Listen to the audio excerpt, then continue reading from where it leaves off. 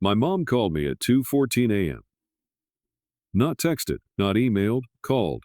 And the second I saw her name on my screen, Linda James, my stomach did that old familiar drop. Like my body remembered pain before my brain could catch up. I let it ring twice, 3 times. Then I answered because of course I did. Because that's what I've always done. Harper, my mom, sobbed breath hitching like she'd been running. Baby, please don't be mad. I need you home for Christmas. That word used to mean cinnamon candles, my dad's terrible Christmas music, and me wrapping gifts at the kitchen table while my brothers stole the tape and laughed. Now it meant something else. Now it meant invoices, guilt, being cornered. I rolled onto my back in my Boston apartment and stared at the ceiling fan that never fully stopped wobbling. Outside, the city was quiet. The kind of quiet that makes you feel like you're the only person awake in the world. Mom, I said, trying to keep my voice calm. It's 2 in the morning. I know, she whispered, like she was ashamed. Like she wasn't the one who always did this. I know. I'm sorry. I'm just your father and I. We miss you. And Derek's been such a mess. And the kids keep asking where Aunt Harper is. Her voice cracked on Aunt Harper, and that was intentional. She knew the soft spots. She knew exactly where to press. I closed my eyes because I could already feel it coming. Like a storm you can smell before you see the clouds. What happened? I asked. She sniffed hard. Nothing happened. That's the thing. Another dramatic inhale. We're supposed to be a family, Harper. You live across the country. You never come home anymore. That wasn't true. I came home plenty. I just didn't stay long enough to be used up completely. I sat up and dragged my comforter into my lap. I was there in June. That wasn't Christmas, she said quickly. That was you stopping by for 2 days like we're some appointment on your calendar. And there it was, the first blade, a small one, just enough to cut. I stared at the dark window. My reflection looked tired, older than 31. Mom, I said quietly, if you want me to visit, you can ask like a normal person. She laughed once, this wet, broken laugh that didn't sound like joy. I'm asking now. I'm begging, please. I should have said no. I should have said I have work, I have boundaries, I have my own life. But then she whispered, like she couldn't help herself. We're doing something special this year, and my brain, stupidly hopeful, did the thing it always did. Special, different. Maybe this time they just want me there because I was me. What kind of special? I asked. She hesitated half a second too long. Then she said a trip. My fingers went cold. What trip? A family trip, she rushed. A real one. Not just driving to Grandma's and pretending it's a vacation. Something nice, something we deserve, we. Not you, not me, we. I swallowed. To what? Maui, she said. Like she was saying the word into a mirror to see how it looked on her. Isn't that beautiful? Derek found this package deal, and the kids are so excited and your father hasn't had a real break in years, and I just thought, she trailed off, and in that silence, I heard the truth breathing. Because I already knew what was coming next. I just didn't want to admit it. How much? I asked. What? Her voice went high and innocent. How much do you need from me? I repeated. Silence. Then, Harper.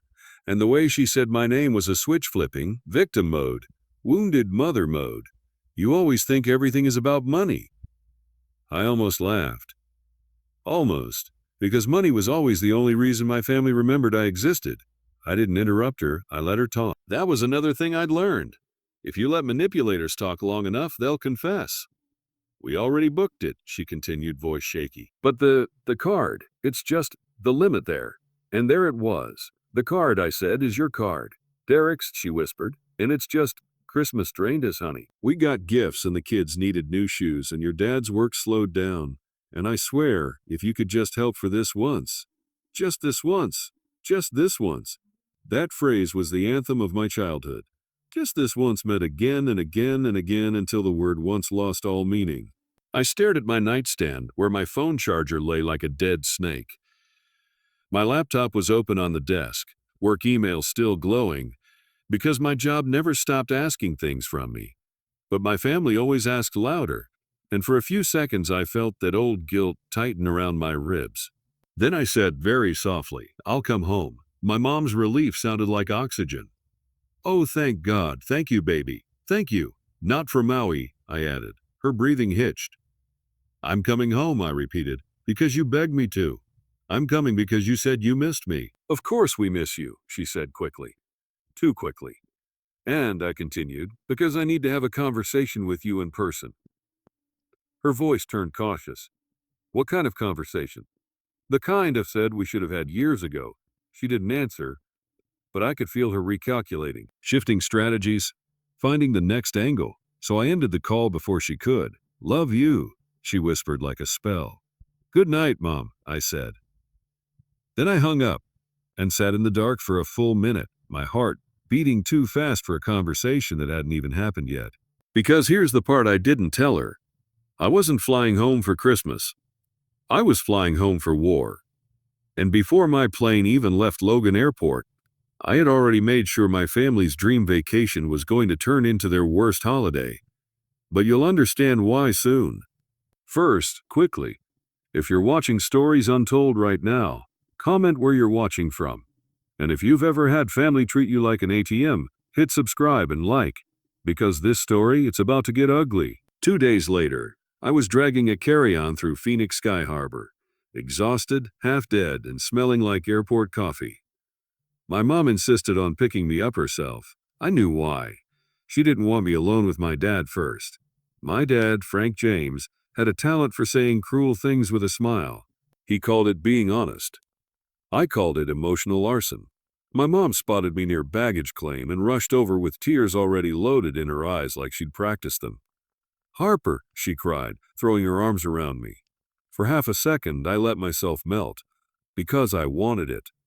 Because I wanted it. I wanted a mother who hugged first and asked questions later. I wanted warmth. I wanted normal. Then she pulled back and her eyes flicked. Fast, to my suitcase. Not my face. Not my tired eyes. Not the fact that I had flown across the country during the busiest travel week of the year. My suitcase. Like she was checking if I brought what she needed. Where's your other bag? She asked. I blinked. That's it. Her mouth tightened just a touch. Oh. I thought, never mind. And there it was again, a tiny disappointment. Not because she missed me, because I didn't arrive with enough offerings. She grabbed my arm. Come on. We have so much to do. In the parking garage, her car was packed. Beach bags, a cooler, 2 suitcases that weren't mine. A stack of printouts on the passenger seat, held down by a glittery snow globe like a paperweight. I glanced at the printouts. Big bold letters. Big bold letter. Maui family package. I didn't react. I just slid into the passenger seat and buckled myself in like I was strapping into a roller coaster. Because I was. On the drive home, my mom talked nonstop. About the kids, about how Derek was stressed. About how my dad's back was acting up. About how we all just need a break. Not once did she ask about my life. Not once did she ask if I was okay. At a red light, she reached over and squeezed my hand, eyes shiny. Thank you for coming home. It means everything. I stared straight ahead. We'll see. She laughed nervously like I'd made a joke. But I wasn't joking. Their house was the same beige, sun-bleached suburban box it had always been. Same dead bougainvillea by the porch. Same chipped welcome sign that said blessed like it was trying to convince someone. My mom rushed me inside, and the second I stepped through the door, I heard it, chaos. Cartoon sounds blaring from the living room. Little feet pounding the tile. Someone whining, then Derek appeared.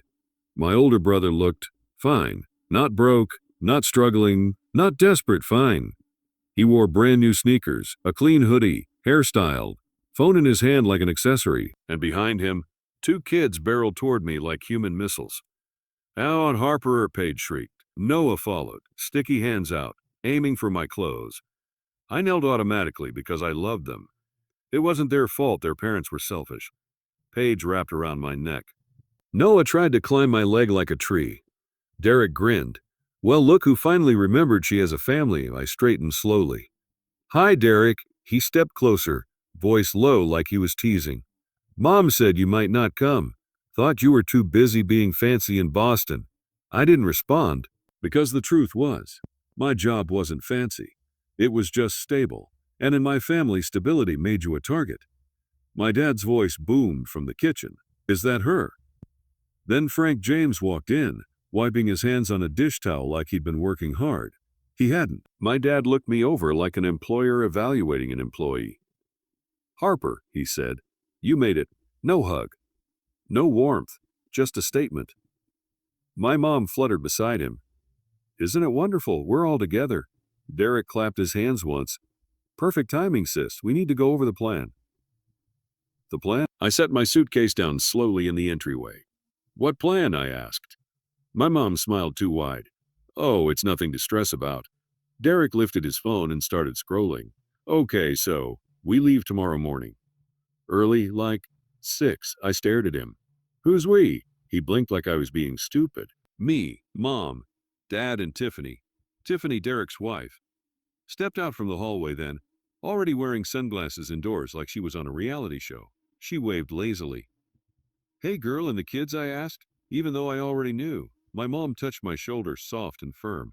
"They're staying here." I turned. "With who?" My mom's smile didn't falter. "With you." There it was, just like that. No request, no discussion. A decision made without me. My dad nodded like it was obvious. "You're good with kids," my brother snorted. "And you don't have any, so it's not like you've got plans."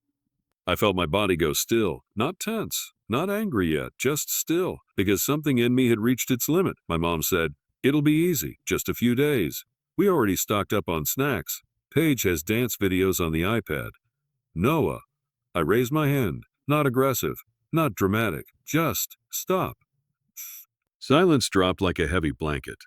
Even the cartoon seemed to get quieter. I looked at my mom first, then Derek, then my dad, then Tiffany with her smug sunglasses. And I smiled, a small smile, the kind you see right before a car crash. "I'm going to put my bag in the guest room," I said calmly. My mom exhaled, relieved, like she thought she'd won. "Of course, honey." I picked up my suitcase. Then I added one sentence. One clean, simple sentence. The sentence that made my brother's grin collapse. The sentence that made my mom's face drain. The sentence that made my dad's eyes narrow, like he'd finally spotted a threat. I said, "Before anyone gets on a plane tomorrow, we're going to talk about what you've been doing with my money." Noah kept chewing on a gummy bear. Paige blinked up at me. Derek's mouth opened and closed like a fish. My mom whispered, "Harper, not now." And that's when I knew I was right. Because if I wasn't right, she wouldn't be scared. I wheeled my suitcase down the hallway, ignoring them as they started talking behind me in urgent, panicked voices. In the guest room, I shut the door and sat on the edge of the bed. My hands were shaking, not because I was afraid of them, but because part of me still couldn't believe I was finally doing it. I pulled out my laptop. I opened a folder on my desktop labeled James Family. Inside were screenshots, bank transfers, Zelle confirmations, PayPal receipts, text messages. 3 years of proof. Because while my mom was crying on the phone about family, I had been doing something else. I had been paying attention. That night, they tried to play normal. My mom cooked a big dinner. Roast chicken, mashed potatoes. Those sad canned green beans she always served like they were tradition. Derek let the kids climb all over me while he scrolled his phone. Tiffany sipped wine and pretended she was too tired to parent. My dad sat at the head of the table and talked about gas prices, like he was a man burdened by the world.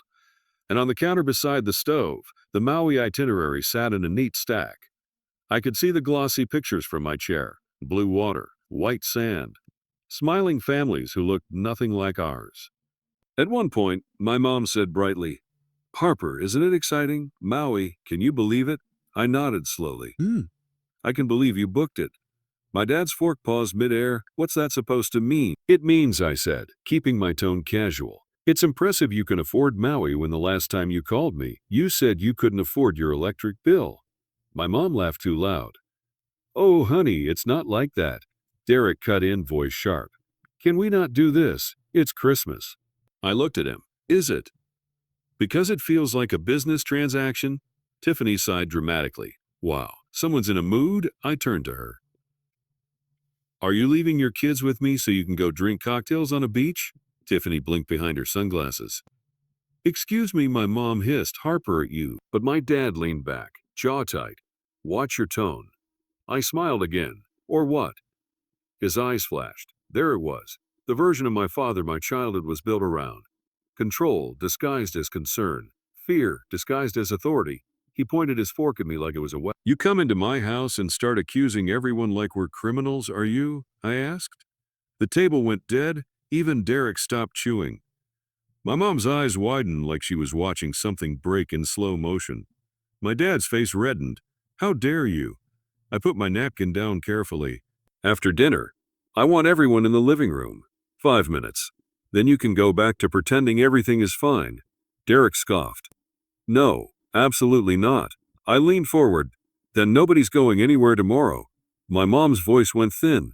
What do you mean? I met her eyes. I mean, you can either sit down and talk like adults, or you can explain to Maui why your reservation suddenly disappears. My dad pushed his chair back with a scrape. That's enough. I didn't flinch. Living room, I repeated. Then I stood up and walked away from the table, while my heart hammered so loudly I thought it might shake the walls. Behind me, I heard Derek mutter, "She's bluffing," and my mom whispered, terrified, "No, I don't think she is." 5 minutes later, they were all in the living room. Derek on the couch, arms crossed like a sulking teenager. Tiffany perched on the armchair, scrolling, pretending she wasn't listening. My mom sat stiffly on the love seat, fingers locked together. My dad stood. He refused to sit, like sitting would mean he wasn't in charge. The kids were in the hallway, half watching, sensing drama the way sharks sense blood.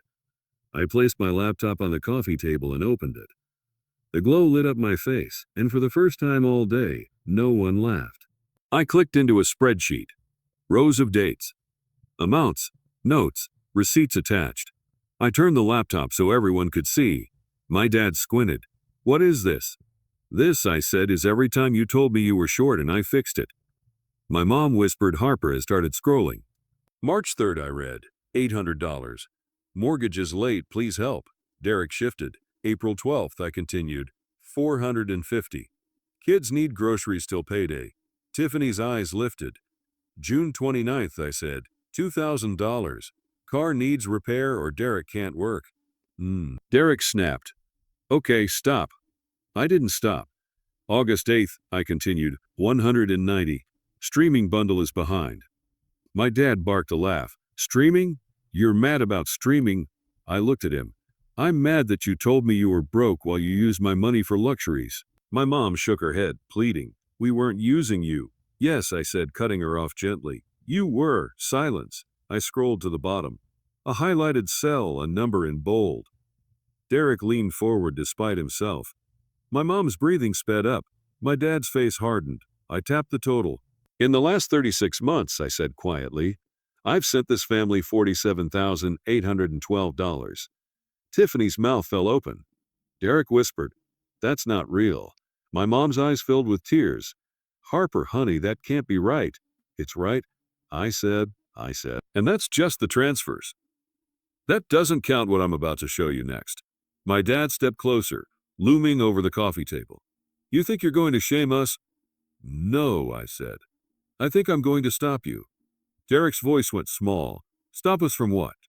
I clicked a new tab, and on the screen appeared a familiar confirmation email. Bright logo, booking number, traveler names. Maui. They're Maui.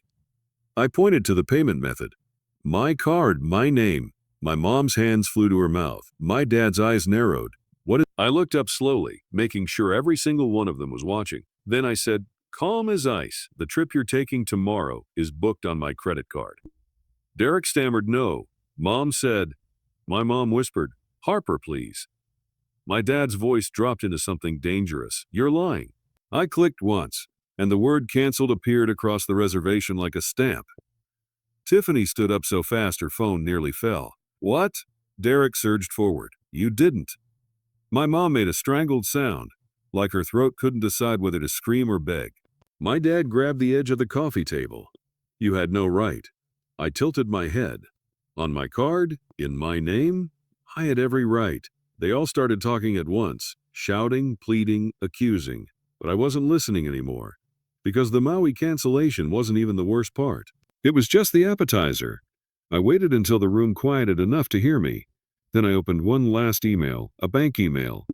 And at the top, in black and white, were two names. Frank James Harper James. Co-borrower. My dad's face changed. Not anger, not outrage, fear. And my mom whispered, barely audible, Oh no. I looked straight at my father, and I said, "Now we're going to talk about the house." The word co-borrower sat on my screen like a stain that wouldn't wash out. Frank didn't move at first. He didn't yell. He didn't posture. He just stared. Eyes locked, jaw clenched. Like if he stared hard enough, the email would rewrite itself. My mom's hands were still covering her mouth. But the sound she made wasn't surprise anymore. It was recognition. Like she'd been waiting for this moment to arrive ever since the day they did it. Derek's voice came out strangled. Co-borrower, what does that even mean? Tiffany looked between us, confused and suddenly alert. Wait, are you saying Harper's name is on your mortgage? My dad finally found his voice, and it came out sharp, controlled. That's not what it looks like. I smiled, but there was no warmth in it. That's funny, I said, because it looks exactly like my name on your loan. My mom dropped her hands and reached toward me like she was trying to physically grab the truth out of the air. Honey, please, you're misunderstanding. No, I said calmly. I'm finally understanding. Frank stepped closer, looming over the coffee table like he used to loom over me when I was 16, and he'd caught me crying in my room. His face hardened into that expression I grew up fearing. One part anger, one part disappointment, and one part how dare you make me feel guilty. You're going to ruin this family over paperwork? He snapped. I tilted my head. Paperwork that makes me legally responsible for your house? Derek's eyes widened. He looked at my mom. Mom, did you guys put Harper on the mortgage? My mom's voice cracked. It was supposed to help. That's all. It was just to get the rate down because Frank's credit. My father's head whipped toward her. Linda, she flinched at his tone, and that flinch told me everything. Tiffany stood up slowly, clutching her phone like a weapon. So you used Harper's credit? Without telling her? Frank barked. Sit down, Tiffany. Tiffany didn't sit. She stared at him like she'd never seen him clearly before. My brother swallowed hard. Harper, did you know about this? I nodded once. Nodded once and not until recently. My mom rushed in, desperate to steer the story. We told you years ago, honey. Remember? We said there was a form at the bank and it wouldn't affect you. And I cut her off. You told me it was a reference. A formality. You told me it was nothing. My dad slammed his hand down on the coffee table so hard the laptop shook. That's enough, he growled. You come in here, you cancel our trip, you start waving spreadsheets around like you're the FBI. Harper, just tell us what you want. What I wanted. I looked at my brother. The brother who joked about me having no life, no kids, no plans. The brother who had no problem handing me his responsibilities like a dirty plate. I want the truth, I said, and I want my name off that mortgage. My dad scoffed. You can't just take your name off. Yes, I said. I can. He laughed, and it was the ugliest laugh, full of arrogance and denial. No, you can't. That's not how any of this works. I clicked my laptop again. A video window opened. A woman appeared on screen, sitting in a neat office with a bookshelf behind her, and a calm expression that didn't flinch at shouting. Her name tag on the video call read, Marissa Klein. My mother's face drained. My father's posture changed, just a fraction, as if he understood what professionals meant. Consequences. Marissa smiled politely. Hi, Harper. Is this still a good time? It's perfect, I said. My dad pointed at the screen. Who is that? I didn't look at him. A financial advisor. And someone who understands exactly what you did. My mom's voice trembled. Harper, please don't do this in front of everyone. You did it behind my back, I replied. So yes, I'm doing it in front of you. Marissa's voice stayed calm. Hello, I'm Marissa. Harper asked me to join to explain what co-borrower status means in plain language. Frank's eyes narrowed. We don't need an explanation. Marissa nodded, unbothered. That's fine. But Harper does, and Harper's name is on the loan. I watched my dad's face tighten at that last line. Marissa continued. A co-borrower is equally responsible for the debt. If payments are late, it can impact the co-borrower's credit, and if the loan defaults, the lender can pursue any borrower on the note. Derek's voice cracked. So, if my parents don't pay, Harper could get wrecked. Marissa nodded. Yes, my mom whispered. We never meant Frank snapped enough. But Marissa didn't stop. There are options, she said. One option is refinance into the remaining borrower's names only. Another option is selling the property if the remaining borrowers cannot qualify for refinance. My mom looked like she might faint. Derek's eyes went wide and wet. Sell the house, Tiffany muttered. Oh my God. Frank pointed at the screen like he could intimidate the internet. You're trying to scare them. Marissa's expression didn't change. I'm stating how loans work. I leaned forward, resting my elbows on my knees. Here's what's happening, I said quietly. I'm not paying another dollar. Not for your bills, not for your vacation, not for your house. My mom shook her head rapidly. Harper, please just give us time. Derek jumped in, frantic. Yeah, time. That's fair. Give them a month or two, we'll figure it out. I looked at him. You've had 3 years. He flinched. I didn't know about the mortgage. You knew about the money, I said. That hit him harder than anything else, because he did. He knew exactly how often my mom borrowed from me. He just never cared enough to ask what it was costing me. My father's voice dropped into something cold. So what are you going to do? You going to sue your own parents? I exhaled slowly, then reached into my bag and pulled out a thin envelope. I slid it across the coffee table. My dad didn't touch it. My mom did. Her fingers trembled as she opened it and pulled out a printed letter. Formal notice, I said. Starting today, I'm ending all support payments, and I'm requesting removal from the mortgage. The bank will contact you directly. My mom's eyes scanned the page, and then she started crying. Not loud, not dramatic, quiet, panicked. Derek grabbed the paper from her. Read it, then looked up at me like I'd pulled a knife. You can't do this right now, he whispered. It's Christmas. That's why you thought you could, I said. Because you expected me to swallow it. Tiffany looked disgusted now at them. Not me. You guys really planned to dump your kids on her while you went to Maui? Tiffany said, voice rising. And you put her on the mortgage? Frank's face went red. Tiffany, stay out of it. She stepped back like she didn't want him too close. Derek ran a hand through his hair, spiraling. Okay, Harper. What if I pay you back? Like I'll pay you back. I can start.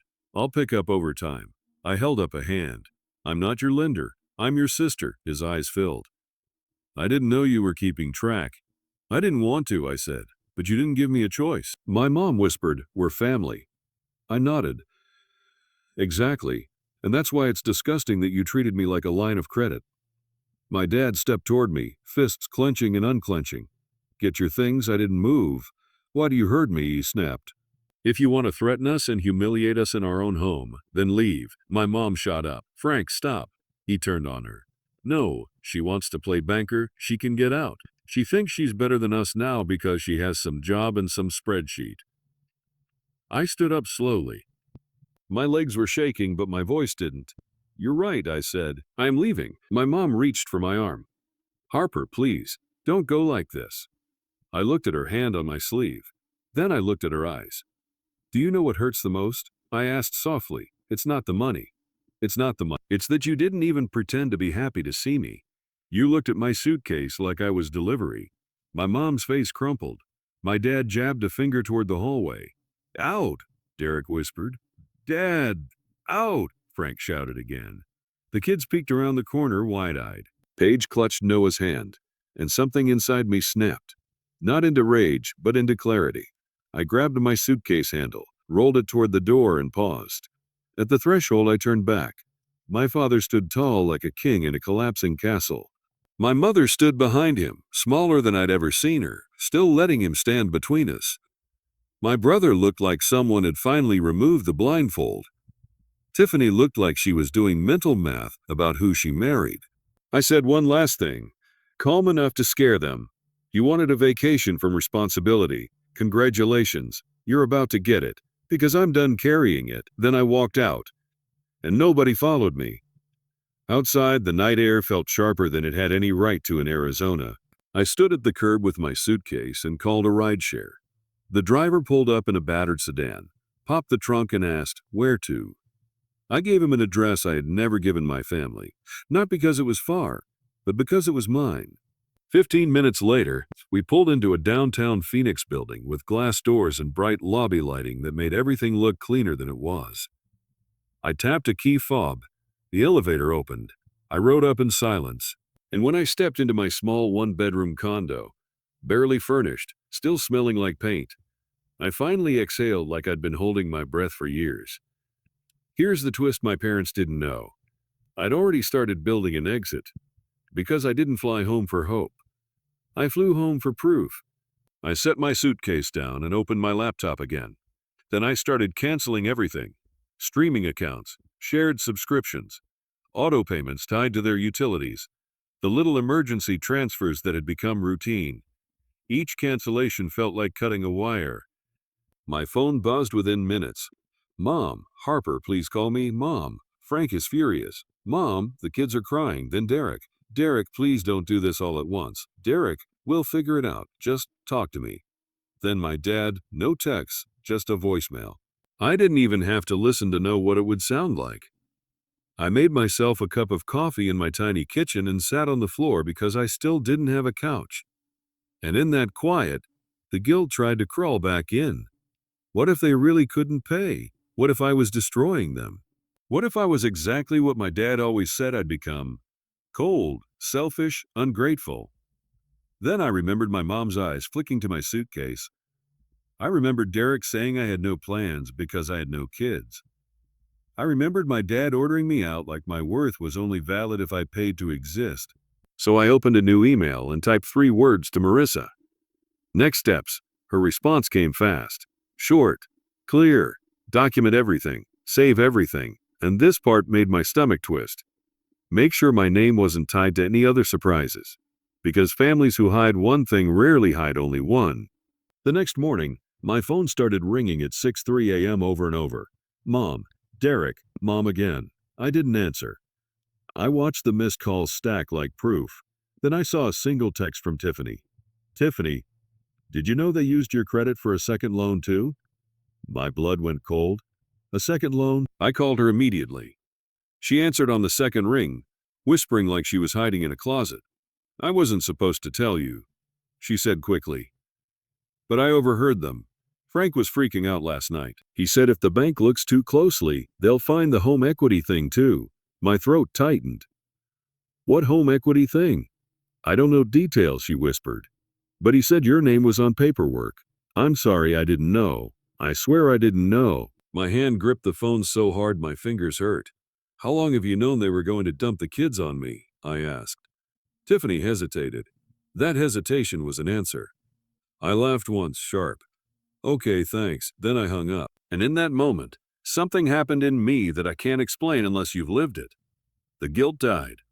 Not because I stopped loving them, but because I finally saw the shape of the trap. They weren't asking for help. They were building a life that required my sacrifice. And they were doing it on purpose. That afternoon, I got a message from a friend from high school. Emma Rios, Harper? Have you seen your dad's Facebook? My stomach dropped. I opened the app and there it was. Frank James' profile picture with his arm around my mom, captioned like he was a hero. A long post about how some children forget who raised them, and how Christmas means nothing to some people, and how he and Linda had been abandoned with nothing. He didn't use my name. He didn't need to. The comments filled the screen. People I grew up with. Moms who used to hand me cookies after soccer practice. Aunts of friends who watched me graduate. Oh, Frank, I'm so sorry. Kids these days are heartless. Maybe start a GoFundMe, we'll share it. I stared until my vision blurred. Not because I cared what strangers thought, but because it was so easy for him. So easy to turn himself into a victim. So easy to erase what he'd done. I set my phone down and paced my condo like a caged animal. Part of me wanted to post my spreadsheet, every receipt, every transfer, every timestamp. Part of me wanted to drive back to that house and scream until my throat bled. But the smartest part of me, the part that had finally woken up, knew something. Public fights were exactly where my dad was strongest. He wanted a spectacle. He wanted me emotional. He wanted me to look unstable so he could look righteous. So instead of responding, I did something else. I opened my laptop. I created a folder labeled Evidence, and I saved everything. Screenshots of his posts, screenshots of comments, messages from family. Every bank record. Every just this once. And then I sent one email to Marissa. My dad is lying publicly. What do I do to protect myself? Her reply was simple: protect your credit first, then protect your name. And that's when she suggested something I hadn't even considered. If my name was tied to their mortgage, and possibly tied to another loan, then I needed to check my full credit report. Immediately, I pulled it up, and there it was. A line item I didn't recognize. Not just the mortgage, something else. Something bigger than I expected. My chest tightened so hard I couldn't breathe. Because whatever they'd done, it wasn't just careless. It was planned. It was layered. It was the kind of thing you do when you think someone will never stop you. And the worst part? The account wasn't just in review or pending. It was active. With a balance. My balance. I stared at the screen, hands shaking, and whispered to the empty room. "What did you do?" My phone buzzed again. A new message from my mom. "Mom, please come back. Your father is just upset. We can talk." "Mom!" The bank called. They said something about reassessing. "What did you do, Harper?" I didn't respond. Because at that exact moment I realized something terrifying. The bank didn't call them because of my dad's Facebook drama. The bank called them because I had finally stopped silently fixing the holes. And now the whole structure was showing its cracks. I stared down at the unfamiliar account on my credit report. Then I opened a new tab, and I typed in the number listed beside it. The call connected. A cheerful automated voice said, "Thank you for calling. For account verification, please enter the last 4 digits of your social security number." Because they had enough of my identity tied up in their mess, that this wasn't a normal phone call anymore.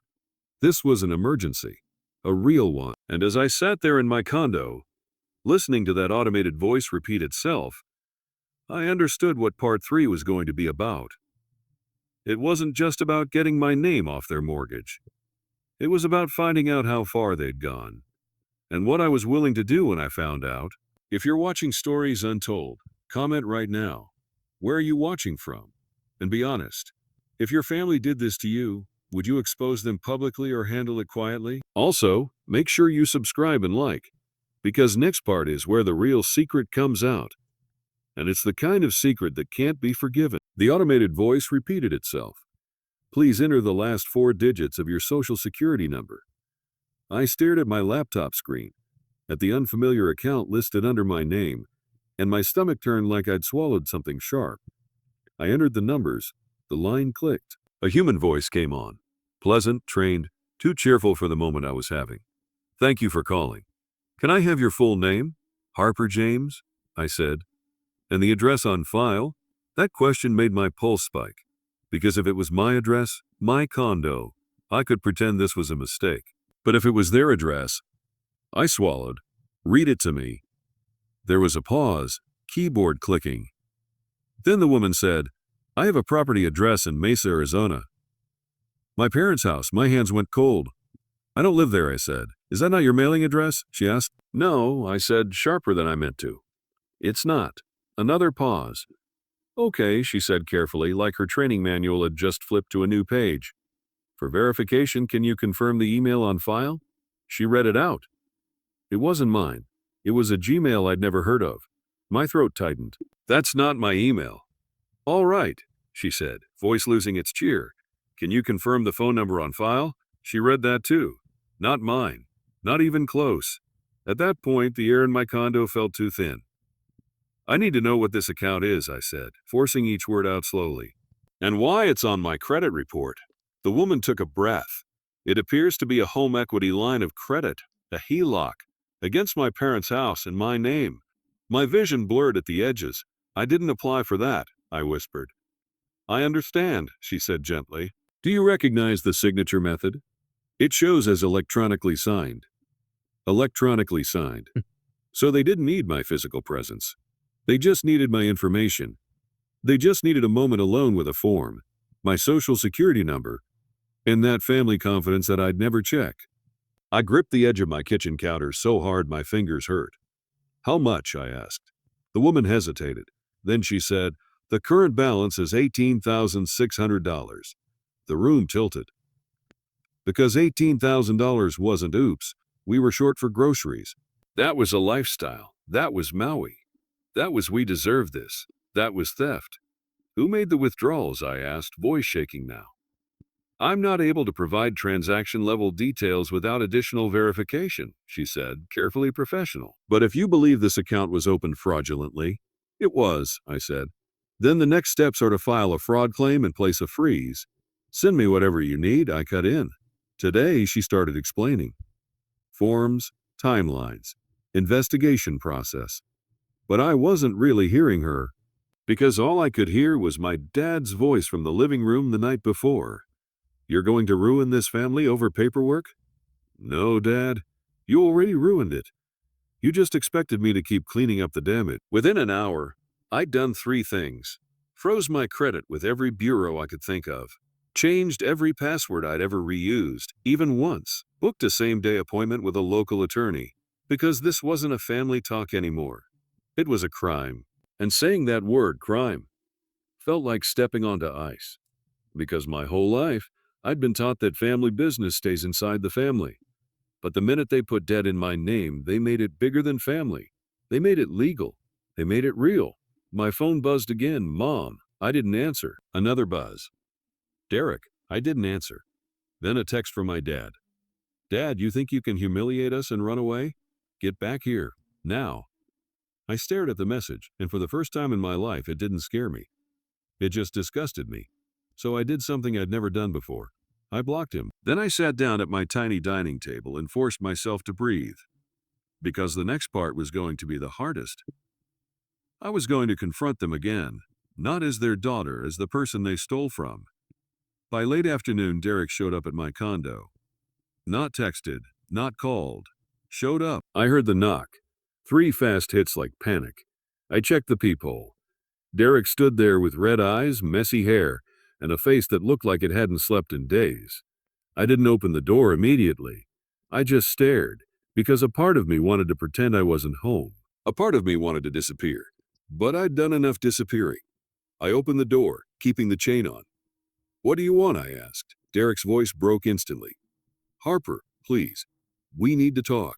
I'm busy, I said. He looked past me into the condo like he expected to see a husband, a roommate, someone who would mediate. It was just me. He swallowed. Mom's losing it. Dad's furious. The bank called. They said, they called because you committed fraud, I said calmly. His face went white. Fraud? He whispered, like it was a foreign language. I leaned closer, still behind the chain. There's a HELOC in my name, Derek. His eyes flicked away. And that tiny movement told me everything before he spoke. My chest tightened. You knew? Derek shook his head quickly. No, not like that. I mean, I knew Dad was doing something with the house, but... Stop, I snapped, louder than I meant to. Stop trying to, but you're way out of this. His lips trembled. Can I come in? No, I said. Say it here. His shoulders slumped. For a second, he looked like a kid again.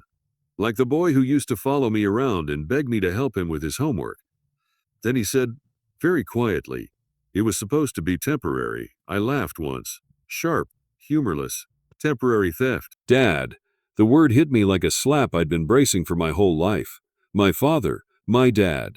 The man who taught me to ride a bike. The man who used to tell me, always protect your name. The man who took my name and used it like a crowbar. Did Mom know? I asked. Derek hesitated. Then he whispered she knew something. She didn't ask questions. Of course, that was her specialty. She didn't do the crime. She just decorated the room where it happened and cried when it got exposed. I forced my breathing to slow. I reported it, I said. Derek's eyes widened. You... what? I started a fraud claim, I repeated, and I froze my credit. His face crumpled. Harper, please, don't. If you do that, Dad could... go to jail? I finished. Derek flinched like the word burned. You don't understand, he whispered. He thought he had no choice. I stared at him. No choice, I repeated, tasting the lie. He said Derek rushed. He said the mortgage was behind, and the utilities and the truck. And he said if we didn't get ahead, the house would be gone anyway. Then the house should be gone, I said flatly. Derek shook his head violently. You can't say that. I can say whatever I want, I replied. I'm the one whose credit you set on fire. His voice cracked into anger. We're your family, and you stole from me, I said, letting the silence sit between us like a wall. Derek's eyes dropped to the floor. Then he whispered, it wasn't for Maui. I stared. Don't insult me. It wasn't, he insisted, desperation spilling out now. Okay, some of it was. Mom wanted to go so bad. Dad kept saying we deserved one good thing. But most of it was to cover, he swallowed. To cover what? I asked. Derek's voice fell to almost nothing. Dad's gambling. Everything inside me went still, not shocked, because suddenly so many things made sense. The random emergencies, the sudden shortfalls, the way my dad's mood swung, the way he always needed control, because control was the only thing keeping his secrets from spilling out. I felt my hands start to shake. How long? I whispered. Derek's eyes glistened. Years. The world narrowed to a single thought. They didn't just use me. They built their survival on me, and when I stopped bleeding, they stole the knife. I took a breath, steadying myself. Get out, I said. Derek looked up, horrified. Harper. I said, get out, I repeated, voice low and dangerous. And tell Mom not to come here unless she's ready to tell the truth. He shook his head, tears slipping down his face. Please don't destroy Dad. I stared at him through the crack in the door. You should have thought about that, I said softly, before you let him destroy me. Then I closed the door. And I locked it. That night I didn't sleep. I sat on my couch. Yes, I'd finally bought a cheap second-hand couch. And watched the city lights blink through my window like nothing in the world had changed. But everything had changed. At 1:37 a.m. my mom knocked. Not a polite knock, a desperate knock. I didn't open it. Harper, she cried through the door. Baby, please. Please open up. I stayed silent. Her voice broke into sobs. I know you're in there, please. Your father is losing his mind. He's saying you're going to ruin him. He's. Tell him he ruined himself, I called back. There was a pause. Then my mom whispered, Harper, I'm scared. That sentence hit my chest hard. Because it was the first true thing she'd said in years. I opened the door, but only a few inches. My mom stood there in sweatpants and a hoodie, hair messy, face blotchy from crying. She looked older than I remembered. Not because she aged overnight, because the lies had finally gotten heavy. She stepped forward like she wanted to hug me, but she stopped when she saw my face. Talk, I said. She nodded rapidly. Okay, Her hands trembled as she clasped them together. Frank got into trouble. A long time ago. It started small. Sports bets, cards with his friends. And then, she swallowed hard. And then it got bigger. I stared at her. Why didn't you stop him? She flinched. I tried. The words sounded weak even to her. He promised me, she whispered. He promised he'd fix it. He said he just needed one win. One good break. My stomach turned. And you believe that? I wanted to, she said, tears spilling again. And then bills started stacking, and Derek had the kids, and Tiffany wanted things, and Frank kept saying he'd handle it, and you handled it by calling me, I said. My mom looked down, shame flooding her face. Yes, she whispered, because you always saved us. I leaned against the doorframe, arms crossed. So you put a loan in my name. She shook her head violently. I didn't, Frank did. He said it was the only way. He said you'd never even know. He said you don't check those things. Her voice cracked in the ugliest way. And he was right, she whispered. You didn't check. Because you trusted us. The silence that followed was thick. I could hear my own heartbeat. I exhaled slowly. I filed a claim, I said. This is out of my hands now. My mom's eyes widened in terror. Harper, please, if the police get involved, then maybe your husband should have thought of that, I said flatly. She reached out, grabbing my wrist. Please, he's your father.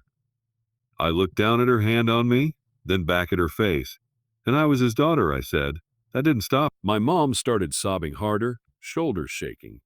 I'm sorry. I'm so sorry. For a second, I almost softened. Because I wanted to. Because part of me still wanted my mom to be my mom. But then I remembered Maui brochures on the counter. I remembered her eyes on my suitcase. I remembered her calling me at 2:14 a.m. because she needed something. Not because she loved me. So I gently removed her hand from my wrist. I'm not going to scream at you, I said quietly. I'm not going to post receipts online. I'm not going to humiliate you. She looked up with desperate hope. But I am done, I continued. And if you try to protect him by lying again, I will do whatever I have to do to protect myself. My mom nodded, sobbing. Okay. Then she whispered, he's going to blame you. I almost smiled. Of course he will, I said. The next day, my dad went nuclear online. He posted again, longer this time, more dramatic. He talked about betrayal, about ungrateful children, about how some people would rather see their parents homeless than show compassion. And then he did exactly what those commenters suggested. He made a GoFundMe. He titled it something like, "Help Frank and Linda keep their home after family betrayal." I stared at it in disbelief. He was fundraising off a story he created, a story where he was a victim, a story where I was a monster. Tiffany called me 2 hours later. "I left," she said. "What?" I asked, genuinely stunned. "I took the kids and left," she repeated, voice shaking with rage, "because I found the paperwork. Harper, he forged it. Frank forged your signature. Derek knew more than he told you. He didn't stop it." My stomach dropped. "Where are you?" "At my sister's," she said. "And I'm not going back." Part of me felt sick. Part of me felt relief, because finally someone else was seeing what I'd seen. "What are you going to do?" I asked. Tiffany's voice went hard. "I'm going to protect my kids." Then she paused. "And Harper, I'm sorry. Truly. I thought you were just distant. I thought you were judging us. But you weren't. You were surviving." The words hit me like something warm in a cold room. "Thank you," I whispered. She hung up. 2 days later, the bank sent a letter to my parents' house. I know because my mom texted me a photo of it, shaking so badly the picture was blurry. "Final notice. Document request, fraud review." My mom followed it with, "Please, please call me." I didn't, because if I called, I'd get pulled back into the storm, and I'd spent my whole life drowning in it. Instead, I met with my attorney again. She looked at my documents, my screenshots, my credit report, the account details. Then she said something that made my stomach flip. "If you don't follow through, this could be interpreted as acceptance." Acceptance. Meaning, if I forgive it informally, I might still be stuck with the consequences. No, I wasn't carrying their mess anymore. So I followed through. I signed the forms, I filed the reports. I did everything I needed to do to protect my name. And for the first time, I didn't feel guilty. I felt clean. A week later, my dad showed up at my condo. He didn't knock like my mom. He pounded. When I opened the door, chain on, he was red-faced, eyes wild, like a man watching his control evaporate. "You did this," he hissed. I stared at him. "You did this." He leaned in close, voice low and venomous. "You think you're smarter than me? You think you can ruin me and walk away?" "I'm not ruining you," I said evenly. "I'm refusing to be ruined." His lip curled. "You always were selfish." I almost laughed at the irony, because I'd spent years being selfless until it nearly killed me. He pointed a shaking finger through the crack in the door. "If you love this family, you'd fix it. You'd take it back." "Take what back?" I asked. "The fraud? The debt? The HELOC?" His eyes flashed with panic, just for a second. Then he snapped. "It was my house, and my name," I said. He stared at me like he didn't recognize me, because he didn't. He recognized the old Harper. The Harper who apologized when she was hurt. The Harper who paid to keep the peace. That Harper was gone. My dad's voice dropped into a cold threat. "If you don't stop this, I'll tell everyone what you did. I'll make sure you look like a monster." I held his gaze. "Go ahead," I said quietly. "Because this time, I'm not hiding," he flinched. Not because he cared, because he knew what I meant. He knew I had proof. He knew his story couldn't survive sunlight. His jaw clenched. "You'll regret this." I nodded once, maybe, but not as much as I regret trusting you. Then I closed the door, and this time, when he pounded again, I didn't move. 3 weeks later, my mom came back. Not hysterical, not begging, just tired. She stood in my doorway holding a small envelope like it weighed 1,000 pounds. "I sold my bags," she said softly, "and some jewelry. And some things from the house." I didn't speak. She held out the envelope. Inside was a check. It wasn't huge. It wasn't even close to what they'd taken from me. But it was the first time money moved in the right direction. "I'm leaving him," she whispered. I stared at her. "Are you?" She nodded, tears shining but not falling. "I have to. I can't keep protecting him. I can't keep losing you." For a moment, I wanted to collapse into her arms like a child. But I didn't, because love without boundaries is just another trap. So I nodded slowly. "Okay," I said, "but understand this. Leaving him doesn't erase what you did, she flinched. I know, and I'm not coming back to that house, I added. Not ever. She nodded again, accepting it like a sentence. Then she whispered, Derek's working. He got a second job. He said he wants to pay you back. I didn't answer. Because Derek wanting redemption didn't undo what he allowed. My mom hesitated. Do you think someday we can have a Christmas that's just dinner? No money, no guilt, just family? I held her gaze. Maybe, I said, but only if the truth stays the truth. She nodded and stepped forward carefully and hugged me. It wasn't a performance hug. It was real, and it hurt. Because real things always hurt when they arrive too late. On Christmas Eve, I sat in my condo alone. No flights, no begging phone calls, no just this once, just quiet. I made hot chocolate and watched the city lights blink like little promises. My phone buzzed once. A message from an unknown number. Dad, you'll regret choosing money over blood. I stared at it for a long time, then I deleted it, because the truth was, I didn't choose money over blood. I chose my life over their life. And for the first time, I understood something clearly.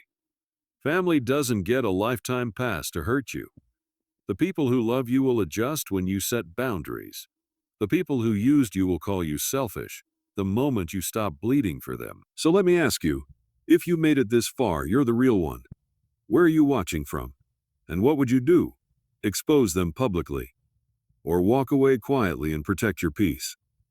Don't forget to subscribe and like for more stories untold, because the next story is even darker.